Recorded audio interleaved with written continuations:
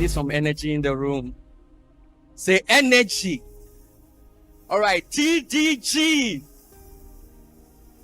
Let's do it one more time. TDG. Let's keep moving.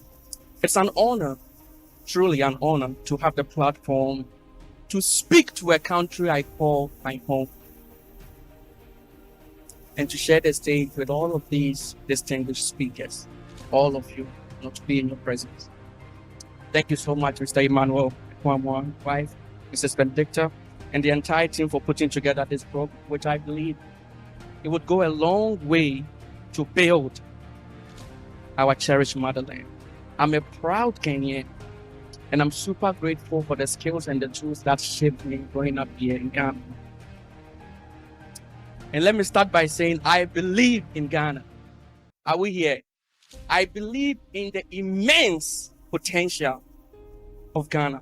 However, the Ghana I envision, the one brimming with prosperity, peace, love, unity, creativity, and innovation, it cannot manifest unless we come together to unite and to build.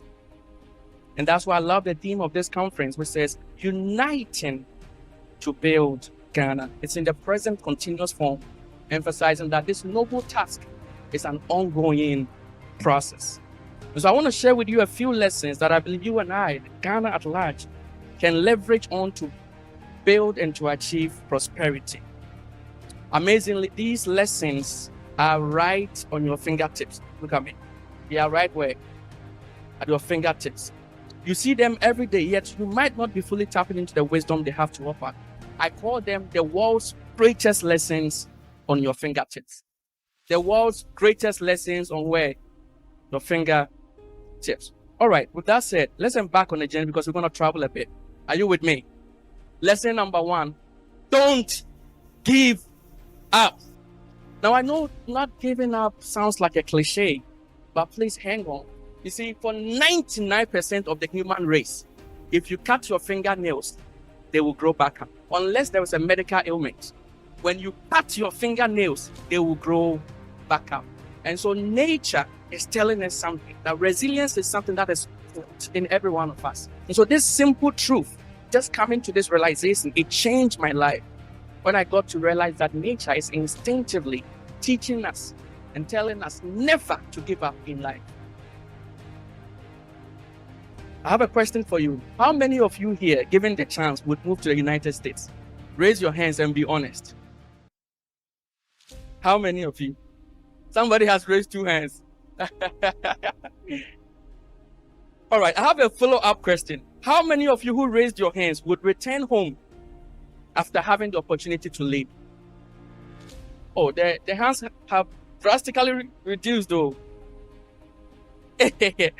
Well, whatever be the case, right? My advice is we cannot afford as a people to give up on Ghana. So don't give up on Ghana. Imagine if Kwame Nkrumah and the founding fathers had given up. He could have stayed in his comfort zone, but he chose to come back home. Similarly, Mr. Emmanuel and wife, and I believe much of the team, they could have stayed back in the States, yet they decided to return.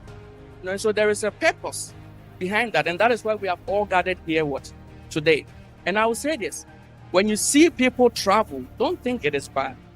It is okay to travel. Are we here? If you get the opportunity, have a plan and take it, but travel legal. Are we here? Don't go through the desert out of desperation, and because we need you alive. We need your ideas, we need your contributions, we need your resources to build what? Ghana. So if you have the opportunity, take it, but come back home. That is my point. And invest in Ghana. See, there is no place like home.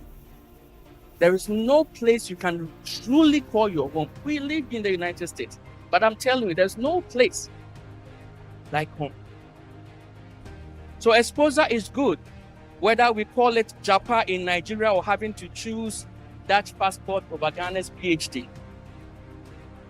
This is certainly not a new phenomenon, and please track with me. No, it's not. You see, 16 million Italians left their homeland to the United States between 1861 and 1929. 16 million Italians. Did you hear what I just said? 16, not 1, not 5, not 10, 16 million Italians. So they migrated because of the turbulent political and economic upheavals in their country, including unemployment, high taxes, and low wages. These are the same issues we are having presently here in Ghana. So I understand that a significant number of doctors are leaving the country, and it's primarily due to economic reasons. Currently, the number of medical practitioners emigrating annually has risen to 50%. While we may not be feeling the full impact of this brain drain at the moment, if the majority of these professionals do not return, it would inevitably have serious consequences for our healthcare system in the direction in which we are headed. And in the case of the Italians who migrated to the United States, only 20 to 30% ever returned home. But we are back. And that should serve as an example to you. All of the speakers, I believe, are coming from the United States. But we chose to come back here because this is our natural habitation. And by way of invitation, we welcome our brothers and sisters in the diaspora. They come with a lot of technical knowledge and wealth and resources and ideas. So we need them, and we need to partner with them in building Ghana. I hear Steve Wonder is in town. This is really good. This is really good. And like I said, exposure is good, but come back home. Exposure is a great catalyst, for change, because once you are exposed, you cannot be unexposed. Once you see something new, you cannot be unexposed. And in case you didn't know, both Martin Luther and Nelson Mandela were inspired because they saw Mahatma Gandhi liberate his people. And they got that inspiration that if he can do it, we can also do it. So exposure is good. The 2015 to 19 American Community Survey estimated over 170,000 Ghanaians immigrants are in the States. While today it might be maybe 250,000, let's even say 300,000 Ghanaians abroad in the US specifically. That's nothing compared to 16 million people. And I shared the story of the Italian because incidentally, the population size of Italy then was just about Ghana today. I know they are about 60 million today, but back then they were about 29, 30 million plus. It's just like the size of Ghana today. And imagine 16 million people evacuating. So there's still hope. Are we here? So my first point is, if you have the exposure, take it, but come back home. All right, lesson number 2. United we stand, divided we fall. All right. There are 10 fingers, right? We have 10 fingers, right? I know we used to have 10 regions. Now it is 16. Whether 16 or 10, the principle remains the same. The question I have for you is, can you type with one finger? No, you can type. Can you type on the keyboard with one finger? But what happens when you begin to type with all fingers? So there is speed. We go faster and there is more efficiency. And that is why in building Ghana, we need all the regions to come together. We need all the regions to come together. Are we here? Because each region has something unique to offer. In the same way, when you look at the fingers, each one of them is different. There is a finger dedicated for just pointing or showing people direction. It's not that finger you use to wear a ring. Are we here? Each of the regions, we all have something to offer. Because we all don't perform or have the same thing. The government cannot do everything. That's where we come in. We are the alternative government. Entrepreneurs and the private sector has always been the ones to build a nation. Please track with me. Government just needs to provide structure and create a conducive atmosphere for us to operate. And we must recognize that we are in this together, regardless of our tribal, religious, or political affiliations. I'm not here to endorse any political party, but a 24-hour economy is good. We need productivity in this country. 24-hour economy is a great idea, right?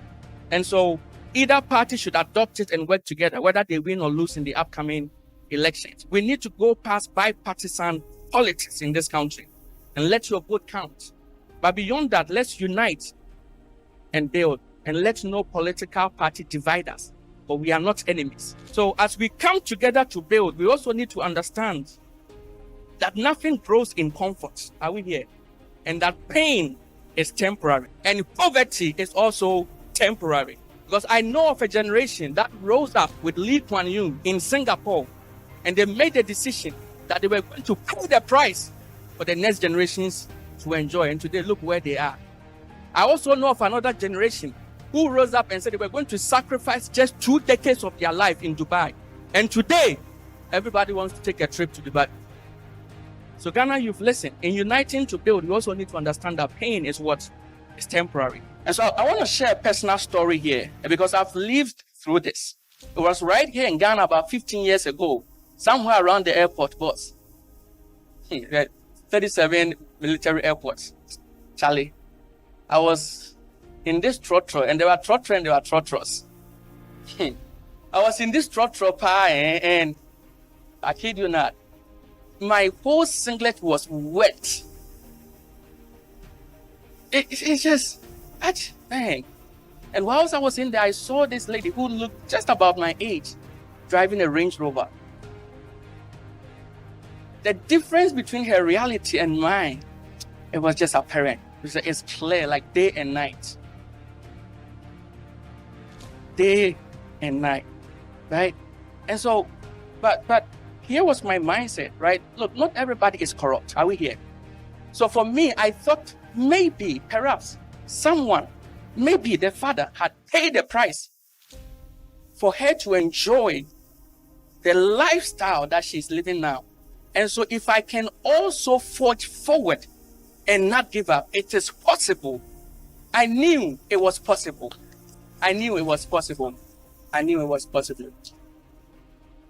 And I'm a believer. That moment was a defining moment for me. I prayed fervently. There was no need to shout, but within me, I said a prayer fervently and in all sincerity. I said, this too shall pass. And my children wouldn't have to go through what I'm going through. And today, I thank God, I'm no longer living in that reality. Full disclaimer, I'm not here to say taking trotro is bad, but I'm here to also inspire you that there is always the next level. You mentioned 1 million, you are shaking.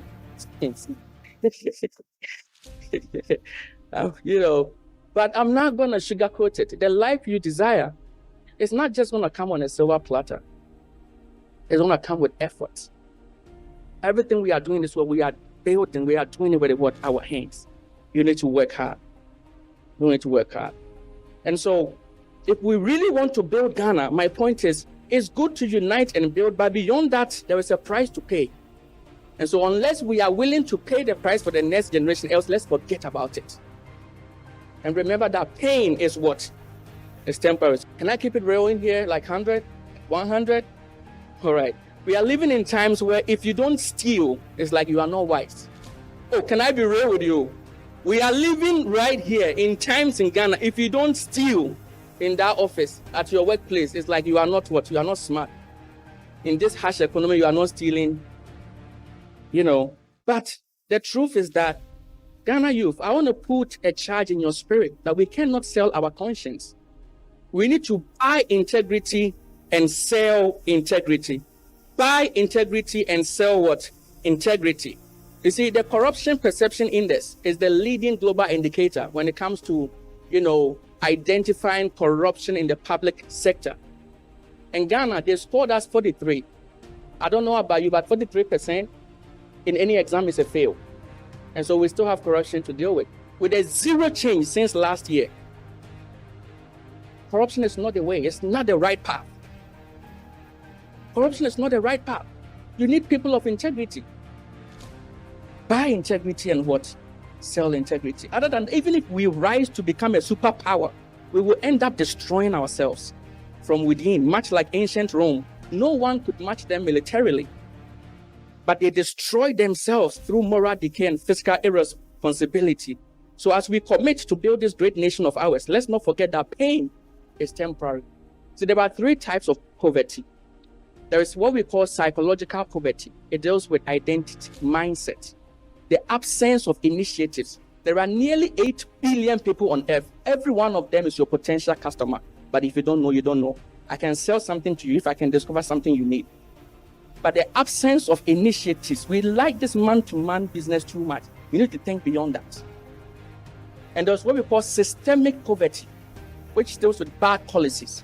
For instance, Argentina was doing great in the 30s, right? And then due to bad leadership, bad, all this corruption and stuff, everything decided to go south. And now they are beginning to pick up again because of good governance and putting the right regulations in place. And they are enjoying prosperity again. And then we have circumstantial poverty. Of course, things happen in life, financial insufficiency, economic dependency, and whatnot. All of these three things can be fixed. All of these three things can be what? So poverty is also what? It's temporary. My last point here, lesson number 3, aspire to inspire before you expire. You see, growing up, my father had this portrait in our living room, and I will never forget it for the rest of my life. It read, aspire to inspire before you expire.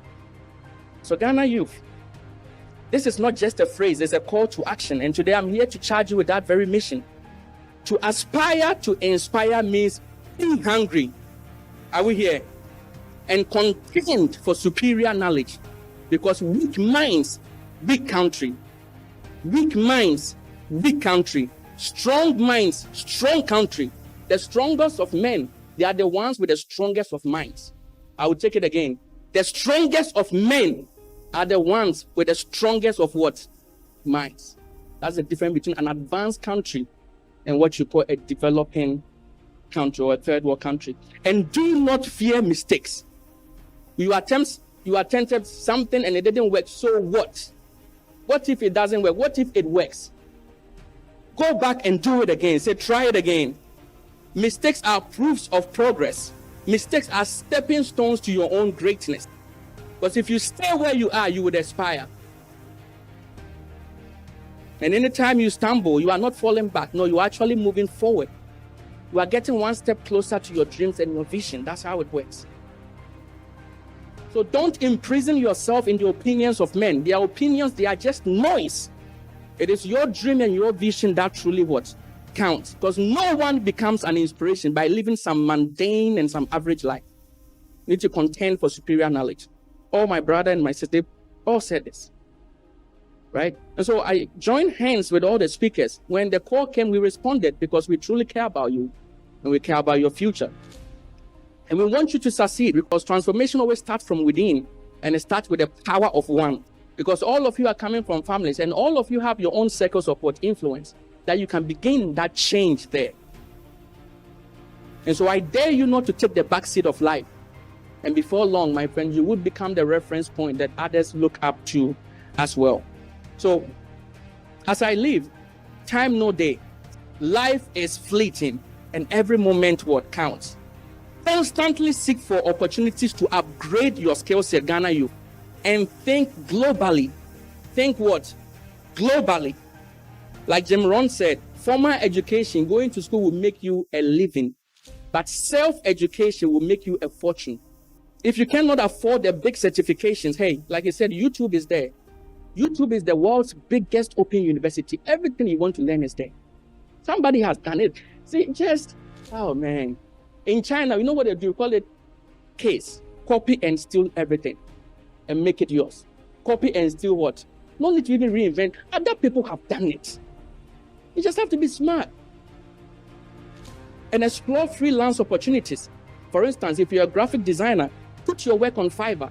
Put it on Upwork. There are so many places you just go, I can do A, B, C. Somebody interested will contact you. If you are just looking at your surrounding, you will not go anywhere. You are living in a global village now. Let go of this, what you see here, and begin to operate at that level, because at that level, there are standards to meet. You can't just get some mediocre stuff. Nobody will patronize your stuff. And that's what I'm saying. You need to upgrade your skill set. Nobody came into this world with holding, cables or mouse or anything. We all learned. When I went to the States, I learned IT. He learned IT. We all learned. So if you fail, it is your fault. If you succeed, it is also your fault. Simple as that. Seek mentors, expose yourself, attend conferences like this, be in spaces that matter. We are not a lazy people, that I know for sure. According to research, Ghanaians are probably number one when it comes to hard workers abroad. But we are not. But it's sad, and it saddens me, especially when you know you are very talented, yet you remain crippled in an environment like this. It breaks your heart. And the only way out is to think outside of the box. And some of you too, you care so much about your lifestyle. You are holding iPhone 14, iPhone 15. Sell that and buy Yam phone and use your laptop to browse. You are asking for funds to start a business. Meanwhile, you are holding the funds in your hands because of what people will say. Forget about them. Get something going. Before long, that thing that you will start, it can buy you that iPhone 4 or whatever, 14. I don't use iPhone. Sorry, iPhone users. You know. I was right here when I was in college. I was selling laptops. I was advertising. I would go to Burma camp and sell laptops to them and make good profit. I would install their Microsoft Office. I would install applications for them. You need to think outside of the box. I started by expressing my belief in Ghana's potential. So Ghana, if the change we seek rests with us, not with outsiders. We have control over our own destiny. Whatever we decide we want Ghana to be is in what?